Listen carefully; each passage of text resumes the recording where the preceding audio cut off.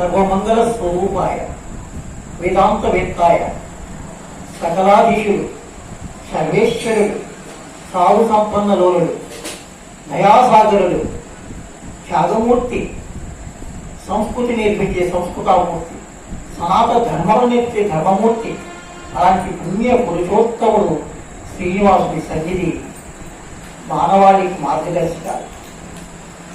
మానవుడికి అన్ని శాస్త్రాలు పురాణ ఇతిహాసాలు ధర్మము న్యాయము దయాగుణము నానగుణము సకల శాస్త్రాలు నేర్పించే సకలాధీశుని మనం చక్కగా సాయంకాల సంధ్యా సమయాన ఆనందంగా శాంతంగా సౌఖ్యంగా భక్తిగా సేవ దృక్పథంతో భగవన్నామస్మరణ ఎవరు చేస్తారో వారికి భగవంతుడు శాంతి సహనము ఆరోగ్యాన్ని ప్రసాదించే దివ్యమంగళ స్వరూపం అఖిలాండ కోటి బ్రహ్మాండ నాయకుడు శ్రీనివాసుడు. అందుకే వైకుంఠం నుండి భూమికి దిగి వచ్చి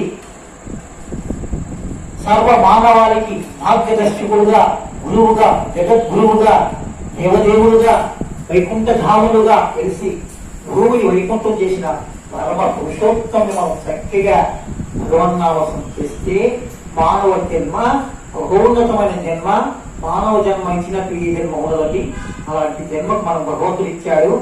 అలాంటి జన్మతో ఈ మానవ జన్మతో మానవాళికి పక్షులకు చెట్లకు వృక్షాలకు జలచరాలకు సముద్రాలకు నదులకు భూమికి ఆకాశానికి చంద్రమండలానికి భూమండలానికి సూర్యమండలానికి అన్ని మండలాలకు నమస్కరించుకుంటూ జీవన ధారము జీవన ప్రయాణం చేయాలి. అందుకని మానవ జన్మ మంచి జన్మ. మానవుడే మహనీయుడు, మానవుడే మాధవుడు, మానవుడే పరాత్పరుడు, మానవుడే పరంధాముడు, మానవుడే దివ్యమంగళ స్వరూపుడు. అలాంటి దేవదేవుడు ఎవరంటే కలియుగ శ్రీనివాసము.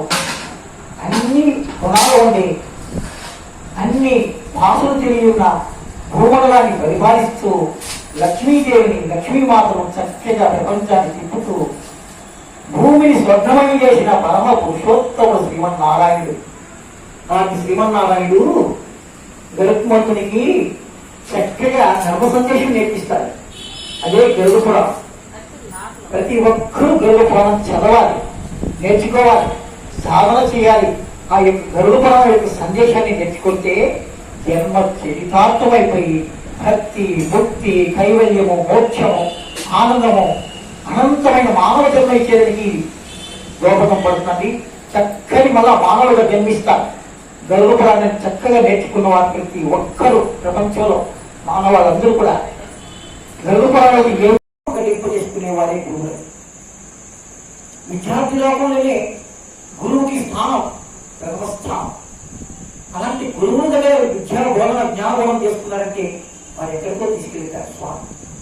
అలాంటి జగద్గురువు వీళ్ళందరూ గురు జగద్గురువులే. ప్రపంచాన్ని పరిపాలిస్తున్నారు, కాలచక్రాన్ని నడిపిస్తున్నారు. జీవాత్మ పరమాత్మ తీసుకుంటున్నారు, ఆత్మ తీసుకెళ్లి మళ్ళా మరో జీవులకు పంపిస్తున్నారు. వీళ్ళందరూ ఇది నిత్యం వారి యొక్క డ్యూటీ, వారి యొక్క విధి నిర్వహణలో ప్రథమస్థానం బ్రహ్మ విష్ణు తీసుకున్నారు. వీటి ద్వారా అన్ని లోకాలకు కాంతి పుణ్యం ధర్మం న్యాయం అన్ని కూడా నేర్పించే గురువులది. వీరు జగద్గురువులు దేవదేవులు అనంత త్యాగమూర్తులు. వీరు అలాంటి త్యాగమూర్తుల వల్ల ఈ దేశం అన్ని ఇతిహాసాలు పురాణాలు భగవద్గీత అష్టాదశి పురాణాలు తత్వలు వేదాలు సంగీతము సాహిత్యము ఆయుర్వేదం సకల శాస్త్రాలు ఉంటే నిండుకుండలా ఉండే భారతదేశం. అందుకే గురువుకి నమస్కారం ఇవ్వండి. గురువు జ్ఞానబోధ చేస్తాడు, మీకు తెలియని విషయాలన్నీ నేర్పిస్తాడు అని ఇక్కడ శ్రీమన్నారాయణ మూర్తి గురుగారు చెప్తున్నారు.